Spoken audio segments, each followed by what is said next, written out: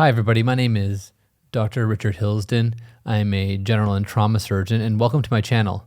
I recently posted a video talking about Dr. Ali Abdaal's reasons that he chose to quit medicine.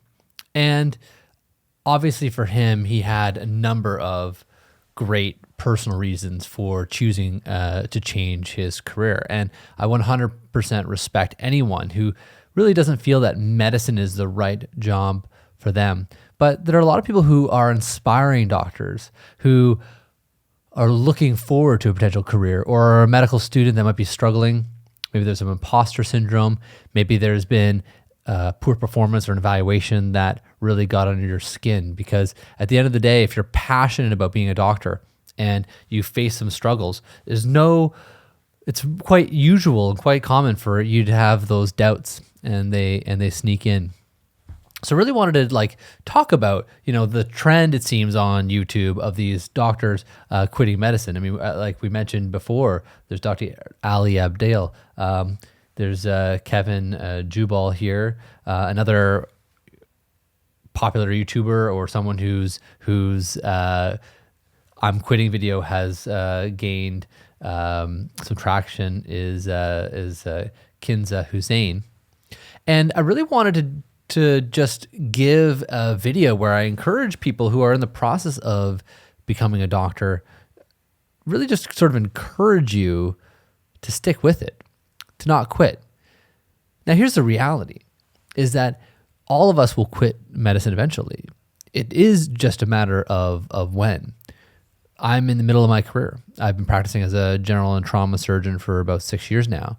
But there will be a day where I decide to hang up my white coat and put down the scalpel. And I will choose to retire from surgery. I will stop being a clinician. And this happens to all of us. Usually we do it at the end of a career. We've accomplished what we wanted to accomplish, and we call that retirement. We're prepared for the next stage in our life. But for some people that might happen earlier, and that's okay too. But if you're in the process of becoming a doctor, and that's your dream, your passion, and something you really think about often, or what you wanted to do, and you find yourself in med school, or you find yourself as a pre-med, or you find yourself even as a resident, I really want to encourage you to stick with it. I want you to do your absolute best to finish your training. From my perspective, you're not really fully appreciating what the rewards are as a doctor until you're finally done your training, until you're truly competent. So you've passed your board exams if you're practicing in the US and have your job as an attending or a consultant. When you achieve that level, then you really truly understand what medicine has to offer you. And the reality is that there's many opportunities outside of clinical medicine that will present themselves after you've completed your training. If at the end of the day you're a medical student and you're not sure what you want to do, finish med school. Even having those credentials, those MD credentials behind your name, can open up a number of opportunities for you, even if you choose in the end to do clinical medicine.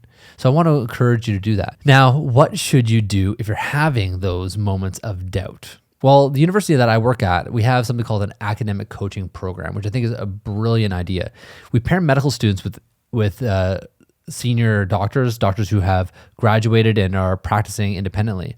These medical students are not supervised by the doctors anyway. There's no evaluations happening. But what is happening is an opportunity for a relationship to develop between the medical student and the practicing physician. The fact is, all of us have gone through those same experiences. Even at my stage, when I've been practicing, there are those moments of self-doubt. There are those moments of maybe imposter syndrome, even though I've been practicing for many years now. And by having a coach or a mentor who's experienced some of these things, that can normalize those experiences for you. You can see where you fit in the context of other people who've gone through it. I can guarantee you that everybody who's out there who's a medical student struggling, or you're a resident struggling, there are successful doctors that have felt the same way that you've felt.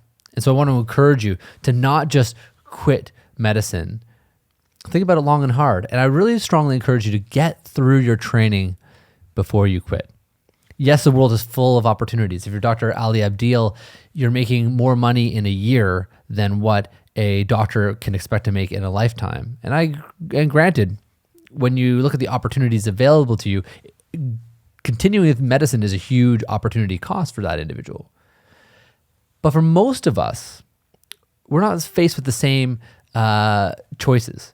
The reality is that medicine is an incredible profession. It's a great opportunity to live a great life and have a lot of impact. And the rewards are incredible. And the reasons why you got into medicine are still there, even if you're not feeling them in the moment of difficulty. So I want to encourage you to stick with it. The last thing I wanted to say, in addition to finding an academic coach or finding a mentor like we have in my university, the last thing I want to say is if you're someone who's applying to medical school or you're a medical student, it's quite likely that the reasons why you chose to go into medicine will not be the reasons why you stay in medicine. In fact, what I might even say is that the reasons why you chose to be a doctor are likely wrong. And that's okay too. I can think of a particular story that comes to mind. When I was a pre-med, maybe even a high school student, I thought about the career of being a doctor. And I thought, you know what? I want a job where there is quote unquote good stress. And it was kind of a weird concept, but I know other people think this way. The idea that, yes, I'm under stress, I'm under pressure, but what I'm doing matters.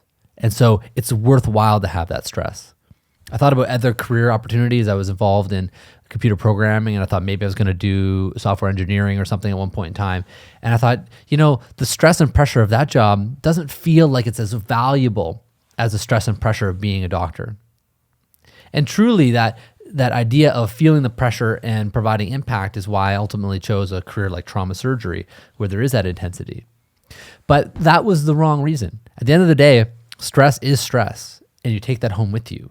And it's pressure that can impact you and your family and your personal life. So that was not the best reason to go into medicine. At the end of the day, I developed a satisfaction of the day-to-day practice. I enjoy my time in the operating room. I love taking care of patients, connecting with them, and I love the multiple opportunities that medicine presents to me. I'm also someone who likes to do a variety of things. I'm enjoying spending some time on YouTube and being creative. And being a doctor has given me those opportunities. So I want to encourage you, just do your absolute best to get through the training. Learn what it's like to be an independent doctor, to be a doctor who has the skill sets to make those key decisions. And once you've had those experiences, then you can decide what kind of path that you can take. I don't blame anyone for the choices that they've made, but I do want to encourage those people who are out there who are uncertain about what to do. I want to give you that support. You are feeling things that we've all felt. And I think being a doctor is a great and rewarding specialty, even if at times it's difficult and can be painful. Anyway, I hope this was encouraging for maybe at least one or two people out there. I know I'm talking to a specific group, med students, pre-meds, maybe residents, but I appreciate all of the feedback that I've had in starting this channel. Please like and subscribe and come back for more content. Thank you.